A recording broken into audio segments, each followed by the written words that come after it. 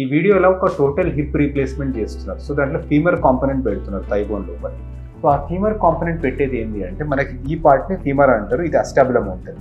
So ఈ రెండింటిని replace చేసి టోటల్ హిప్ రీప్లేస్మెంట్ అంటారు. ఆ ఫీమర్ లోపల పెట్టే కాంపోనెంట్ మనకి ఐదర్ అన్సిమెంటెడ్ కానీ సిమెంటెడ్ గానీ ఉండొచ్చు. అంటే అన్సిమెంటెడ్ అంటే సిమెంట్ లేకుండా ఫిట్ అవుతుంది, సిమెంటెడ్ అంటే బోన్ సిమెంట్ తో ఫిట్ అవుతుంది. సో అన్సిమెంటెడ్ కాంపోనెంట్ ఏముంటుంది అంటే మనం చూడండి దాంట్లో రఫ్గా ఉంది. దాంట్లో సో ఆ రఫ్గా ఉంటుంది ఎందుకంటే దాంట్లో పోరస్ కోటింగ్ కానీ హైడ్రాక్సాప్టైట్ అనే కోటింగ్ ఉంటుంది. సో ఆ చిన్న చిన్న పోర్స్ లకి మన ఓన్ బోన్ గ్రో అవుతుంది. That is called osteointegration. And uncemented process లో అడ్వాంటేజ్ ఏంటంటే సిమెంట్ తో వచ్చే కాంప్లికేషన్స్ ఉంటాయి. So younger person tight fit ఉన్న దాంట్లో చేయగలుగుతాం. కానీ కొన్ని చోట్ల మనం అన్సిమెంటెడ్ చేయలేము. ఎట్లాంటి వాటిలో అంటే కెనాల్ చాలా వైడ్ ఉంటుంది ఆర్ అన్సిమెంటెడ్ ఫిట్ ప్రాపర్ గా లేనప్పుడు అప్పుడు బోన్ సిమెంట్ వేసి స్మూత్ ప్రాసెస్ పెట్టాల్సి వస్తుంది. So that is called cemented.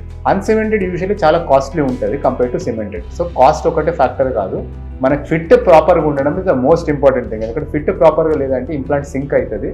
దాంతోనే ఐదర్ చాలా వీక్ ఉంటే సింక్ అయితే, చాలా టైట్ ఉంటే మనం కొట్టుకుంటే ఫీమరే ఫ్రాక్చర్ కాగలదు. సో ఎటువంటిది వాడాలనేది మనకి మీ సర్జన్ మీ చేసేటప్పుడు 2 బ్యాకప్ పెట్టుకొని దాన్ని డిసైడ్ చేసుకోండి.